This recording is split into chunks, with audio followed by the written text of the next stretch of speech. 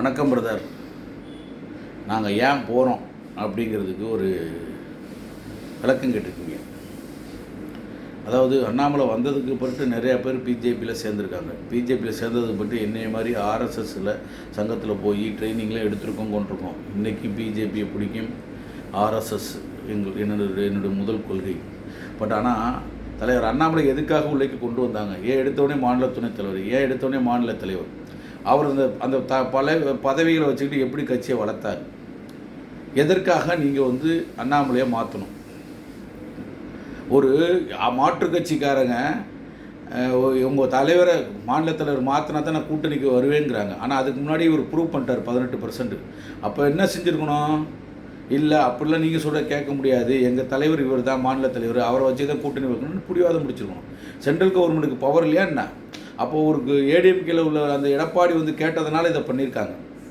புரியுது? அப்போ இவர் பண்ண முயற்சிகள் ஒரு மனுஷன் திட்டமிட்டு ஒரு கட்சியை வளர்த்து ஒரு ஸ்ட்ரக்சர் கொண்டு வர்றாரு ஒரு 3 வருஷத்தில்.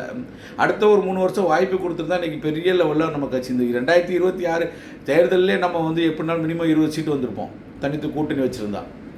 அப்போ எந்த ஒரு இது இல்லாமல் அவரை தூக்கி போட்டுட்டு அவருக்கு எந்த ஒரு அதாவது அவர் நினைக்கிற ஒரு சித்தாந்தத்துக்கு உண்டான அந்த அதாவது எப்படி சித்தாந்தம்னு சொல்ல முடியாது, கட்சியை வெற்றியடை செய்கிறதுக்கு உண்டான ஒரு வாய்ப்பே கொடுக்கல.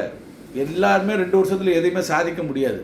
அதுவும் நம்ம மாதிரி கட்சியில் இருக்கிற பெரிய தலைவர்கள் இருக்காங்க, அவங்களெல்லாம் சமாளித்து பண்ணுறது பெரிய கஷ்டம். நான் இதோ ஒன்று, ஏற்கனவே கவர்னராக இருந்தவங்க, ஏற்கனவே போட்டி ஓட்டவங்க எல்லாத்துக்கும் அவங்களுக்கே எல்லாத்தையும் கொடுத்துக்கிட்டே இருந்தால் அப்புறம் கீழே அரசியலில் உள்ள இளைஞர்கள்லாம் என்ன பண்ணுவாங்க? ஸோ இன்னொன்று, எல்லாமே நீங்கள் அவர் சொன்ன மாதிரி தான், தமிழ்நாட்டு மக்களுக்கு புரிகிற மாதிரி மொழியில் எதுவுமே நம்ம சொல்கிறதில்ல. ஒரு திட்டத்தை எடுத்துக்கோங்க, ஜல்ஜீவன் திட்டம், சுவாநிதி திட்டம், இதெல்லாம் என்ன அர்த்தம்? சென்ட்ரல் கவர்மெண்ட்டு ஒரு திட்டத்தை அறிவித்தா கூட தமிழ்நாட்டுக்கு வேறு பேரை வச்சு தான் அறிவிக்கணும். அதைத்தான் அவர் சொல்கிறாரு. இன்னொன்று, நீங்கள் பிரதர் யார் மேலே குற்றம் சொல்கிறதுக்கு இல்லை பிரதர். இங்கே இருக்கிற பிஜேபியில் இருக்கிற இந்த திராவிடத்துக்கு ஒத்து போகிற இந்த திராவிட பாஜகக்காரங்க இருக்கிற வரைக்கும் பாஜகவால் எதுவுமே பண்ண முடியாது தலைவர்.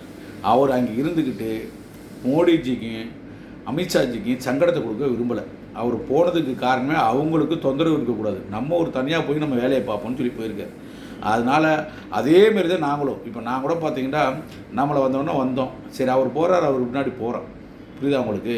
அதனால் நீங்கள் விளக்கம் கேட்டதுக்காக சொல்கிறேன். நன்றி.